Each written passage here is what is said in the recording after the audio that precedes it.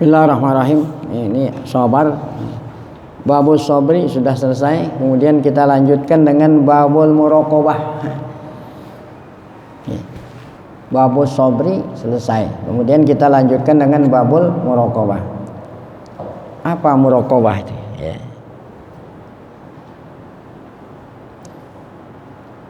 Nah, ini muraqabah nanti akan diterangkan sebenarnya. Sekarang hanya sekedar gambaran.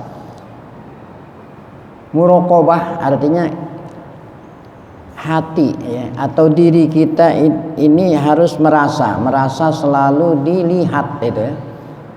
Diri kita atau hati kita harus selalu merasa dilihat, diperhatikan, dilihat oleh Allah Subhanahu wa taala. Muraqabah ya. Kita harus selalu merasa diawasin, dilihat oleh Allah. Itu arti muraqabah yang sangat sederhana. Kalau kita selalu merasa diawasi, dilihat oleh Allah, berarti kan kita tidak berani gitu ya. Tidak berani. Itulah hukum Allah dengan hukum yang dibuat oleh manusia ya. Kalau hukum-hukum yang dibuat oleh manusia, kita akan mentaati hukum itu selama manusia itu ngelihat kita. Kalau kita nggak lihat, kita langgar. Hukum yang dibuat oleh manusia seperti aturan lalu lintas gitu ya. Kalau merah gitu, merah kan nggak boleh apa? Dia nggak boleh apa? Nggak boleh langgar. Nah kita nengok polisi ada nggak? Oh nggak ada polisi langgar. Nah itu aturan manusia. Tapi kalau yang namanya aturan Allah, karena Allah ada di mana-mana, ya itu dimanapun Allah lihat kita nggak berani gitu. Ya. Oleh karena itu, kalau hukum Allah itu tidak perlu biaya.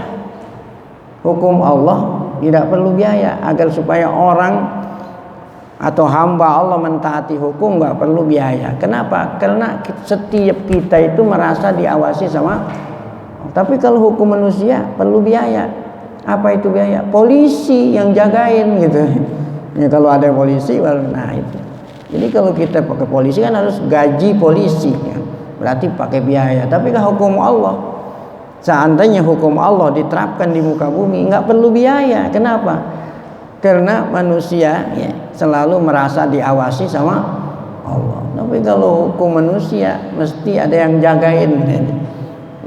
Orang yang jagain mesti digaji. Nah itulah gratis. Jadi kalau hukum Allah itu. Coba kita lihat arti muraqabah yang sesungguhnya di sini. Qala ta'ala, Allah Ta'ala berfirman, wa kana Allahu ala kulli syai'ir raqibah. Allah Ta'ala atasmu, maksudnya Allah Ta'ala mengawasi. Kalau bahasa gitu, Allah tuh mengawasi apa saja. Allah Ta'ala awasin apa saja. Allah melihat. Tidak ada satu makhluk pun yang tanpa pengawasan Allah. Tadi itu dari firman Allah. Adapun dalil dari hadis Nabi adalah Akhbarana Abu Nuaim an Abdul Malik bin Hasan bin Muhammad bin Ishaq qala haddatsana Abu Awanata Ya'qub bin Ishaq qala haddatsana Yusuf bin Sa'id bin Muslim qala haddatsana Khalid bin Yazid qala haddatsana Ismail bin Abi Khalid qala an Qais bin Abi Hazim an Jarir bin Abdullah al-Bujali. Nah, yang terakhir dari sahabat namanya Abdullah Jarir bin Abdullah al-Bujali. Nah, ini riwayat Imam Bukhari ya. Jadi Imam Bukhari mengatakan sanadnya, kata Imam Bukhari haddatsana Abu Nuaim Abdul Malik. Ini Imam Bukhari itu yang bilang tuh ya. An fulan. Kemudian yang terakhir an Jarir bin Abdullah al-Bujali. Ini hadis sahih riwayat Imam Bukhari. Qala Jarir bin Abdullah. Nah, dia beliau sendiri yang menyaksikan dengan mata kepala. Siapa yang menyaksikan? Jarir bin Abdullah. Kata Jarir bin Abdullah, saya sedang duduk di majlis taklimnya Rasulullah. Ja'a Jibril. Nah, saya sendiri hadir di majelis itu. Kata siapa? Jarir bin Abdullah. Jibril datang. Jibril datang ke Nabi saat kami sedang ngaji. Seperti kita ngaji nih, Jibril datang. Ini Jarir bin Abdullah dan sahabat yang lain yang hadir pada waktu itu tahu kalau yang datang itu Jibril. Sesudah Jibrilnya, setelah Jibril meninggalkan tempat gitu. Bukan berarti pada waktu datang orang-orang udah tahu kalau yang datang itu Jibril, bukan. Yang tahunya Jibril itu sesudahnya Jibril meninggalkan tempat nanti itu. Rasulullah tanya, tadi itu kira-kira tahu nggak siapa yang datang? Nah, gitu. Jadi tahunya itu bukan pada waktu datang tahu. Kalau pada datang tahu semuanya pada cium tangan. Jadi tahunya Jibril itu sesudah selesai orang itu udah pulang, udah ninggalin tempat gitu, barulah Rasulullah tanya, tahukah siapa yang datang tadi? Nah, kata yang lain kagak tahu. Baru Nabi itu tadi Jibril. Gitu. Saya ulangi, Jarir bin Abdullah berkata, Ja'a Jibril, datang Jibril. Ya. Ila Nabi ke Nabi. Datangnya itu fi surati rajulin. Jibril datangnya itu bentuknya seperti orang laki gitu. Nggak ada yang sangka gitu kalau yang datang itu siapa? Jibril gitu. Nah ini yang aneh.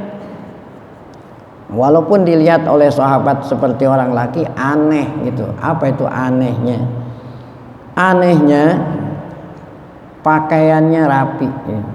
Sisiran kalau pakaian rapi, kalau sisiran kalau nggak rapi kan berarti rambutnya kusut gitu ya. Sisirannya apa tuh ya? Rambutnya sisirannya rapi, pakaiannya rapi. Nggak ada yang kenal. Nah, itu kan aneh ya. Karena kalau orang pakaiannya rapi, pakaiannya bukan rapi, pakaiannya licin gitu lah, ditriska ya. Berarti kan orang dekat ya. Rambutnya disisir, berarti orang dekat, tapi nggak ada yang tahu, nggak ada yang kenal gitu.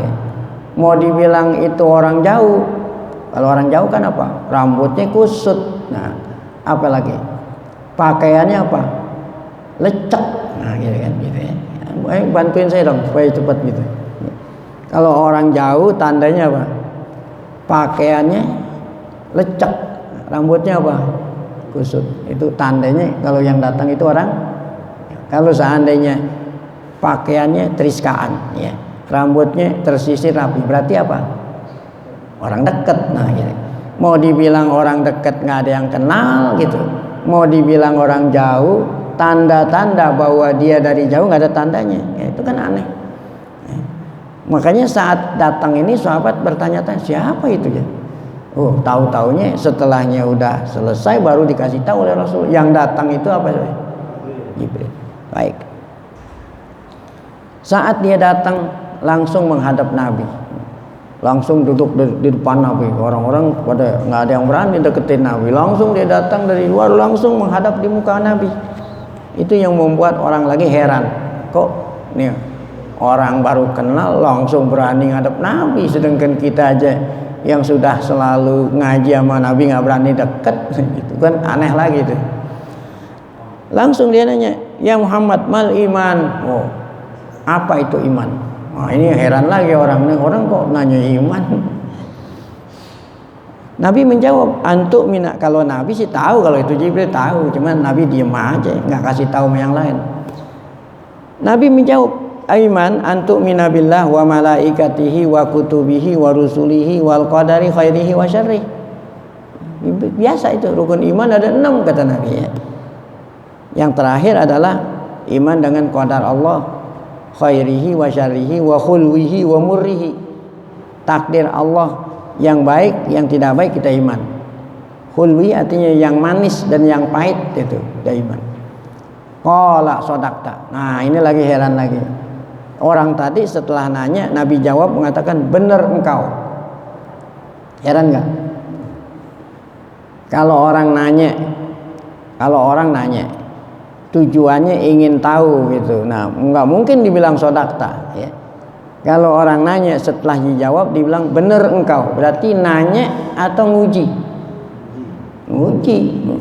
Benar engkau. Nah, berarti kan nanyanya bukan karena nggak tahu. Kata orang itu benar engkau, jawaban kamu benar. Berarti kan nanyanya itu bukan karena dia nggak tahu, karena apa nih? Mau nguji, karena benar engkau. Setelah itu maka orang itu patah ajab itu, kata Jarir, kami itu terheran-heran min tasdiqihin nabiyya wa huwa yas'aluhu wa yusaddiqu. Kami terheran-heran, dia nanya setelah dijawab oleh Nabi dia bilang benar engkau, kan berarti heran. Berarti ini orang bukannya nanya nih, mau nguji. Kan heran, ada orang datang mau nguji Nabi, heran gitu. Kalau kata orang itu tadi, akhbirni mal Islam. Nah, tolong kasih tahu saya apa itu Islam. Nabi jawab lagi, al Islam antuki masolata wa tu'ti zakata wa tasuma ramadhana wa tahujjal baita. Nah, kata Nabi rukun Islam itu ada 5 ya. Ente mendirikan sholat ya. Nah, kemudian menunaikan zakat kalau yang wajib zakat, tasum Ramadan, tahujjal bait. Maka orang itu mengatakan shadaqta, benar engkau. Nah, jadi bukan bertanya nih berarti ini ya. Benar engkau. Qala, nah yang terakhir ini. Kan kita berbicara tentang muraqabah gitu, yang kaitan dengan muraqabah ini. Orang itu bertanya lagi yang ketiga, Pak akhbirni mal ihsan, tolong kau kasih tahu saya apa itu ihsan. Al ihsan kata Nabi, anta'budallah ka'annaka tara.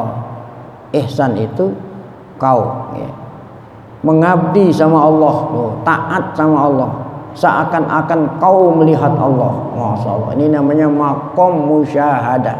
Ini nggak akan ya mencapai makom ini kecuali orang yang luar biasa. Seakan-akan Allah itu, seakan-akan dia melihat Allah. Nah ini makom musyahadah. Fa illam takun tarah, kalau memang kamu belum mencapai darajat melihat Allah di depan, fa innahu yara, maka setidak-tidaknya hati kamu harus merasa bahwa Allah melihat kamu. Kalau kamu belum sanggup melihat Allah di depanmu, setidak-tidaknya kamu harus merasa Allah lah yang melihat kamu. Nah ini yang dikatakan muraqabah ya. Jadi kan judul kita muraqabah tuh. Kalau seandainya kamu belum mampu melihat Allah di hadapanmu, maka setidaknya kamu sendiri yang merasa bahwa Allah lah yang melihat kamu dimanapun kamu berada ya. Nah setelah Nabi menjawab, maka orang itu mengatakan shadaqta. Nah inilah yang dikatakan apa? Muraqabah.